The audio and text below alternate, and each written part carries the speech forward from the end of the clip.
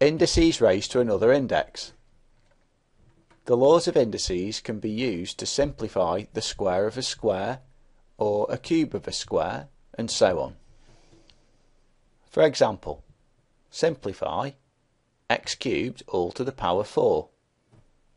The question asks the result of raising x cubed to the power of 4.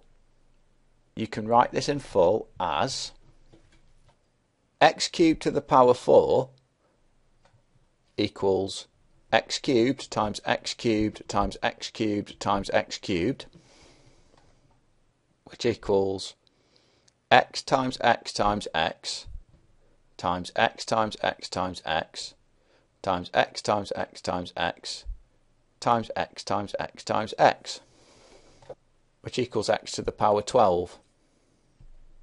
This is long and tedious, and you could make a mistake. However, there is a pattern. Multiplication of the indices in the original question also results in 12. This leads to another law of indices. In general, x to the power m all to the power n equals x to the power m times n, which is the third law of indices. You can apply this law to more general cases which have different bases. In general, x to the power m times y to the power n all to the power p equals x to the power m times p multiplied by y to the power n times p. And similarly, x to the power m divided by y to the power n all to the power p equals x to the power m multiplied by p divided by y to the power n multiplied by p. To use these laws, identify m, n and p on the left hand side of the equals sign and use them to calculate the relevant indices on the right hand side. Example: simplify s squared multiplied by t to the minus 3 all to the power 5. Using the first rule, x to the power m times y to the power n all to the power p equals x to the power m times p multiplied by y to the power n times p, with m equals 2, n equals minus 3 and p equals 5, gives s to the power 2 multiplied by t to the power minus 3 all to the power 5 equals s to the power 2 multiplied by 5 multiplied by t to the power minus 3 times 5, which equals s to the power 10 multiplied by t to the power minus 15, which equals s to the power 10 divided by t to the power 15 when you apply the reciprocal law. Fractional indices. You have seen that integer indices represent different ways of manipulating numbers and variables. This section looks at fractional indices. Let's begin with a special type of fractional index where the numerator is equal to 1. You have already seen that a variable or number multiplied by itself is written as x squared and can be thought of as representing a square with sides of length x. In other words, the length x is the root from which the square is built. For example, take the number 9. 9 equals 3 times 3, which equals 3 squared. A square with area 9 has a side of length 3. 3 is said to be the square root of 9.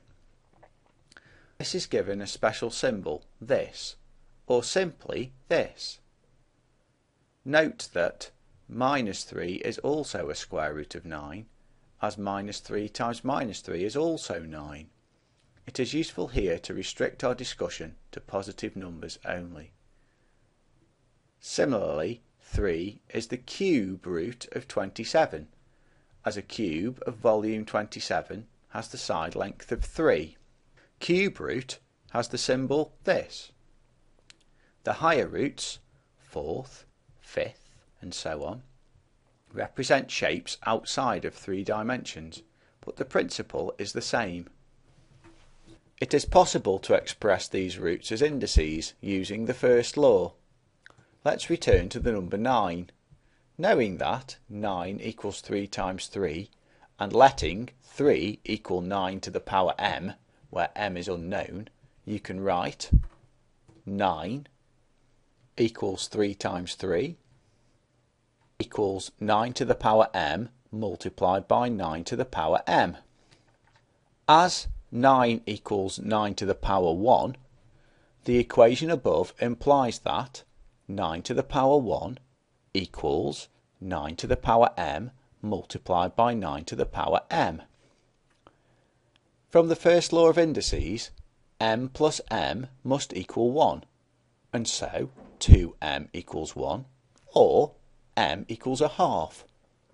Therefore, the square root is denoted by the index of a half.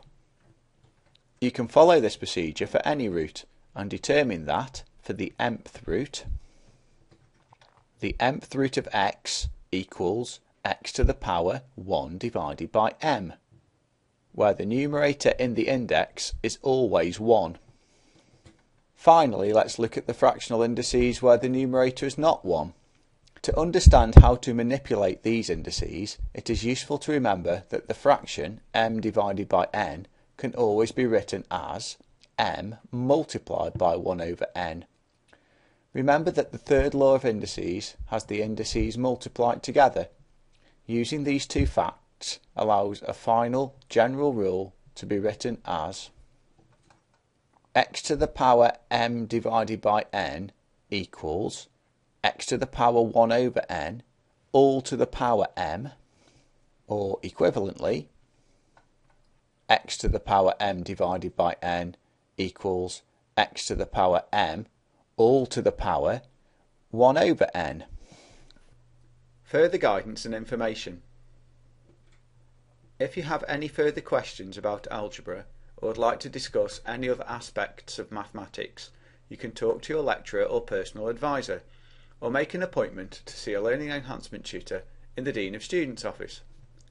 You can telephone 01603 592761, email dos.help@uea.ac.uk, or visit our website at www.uea.ac.uk/dos/let.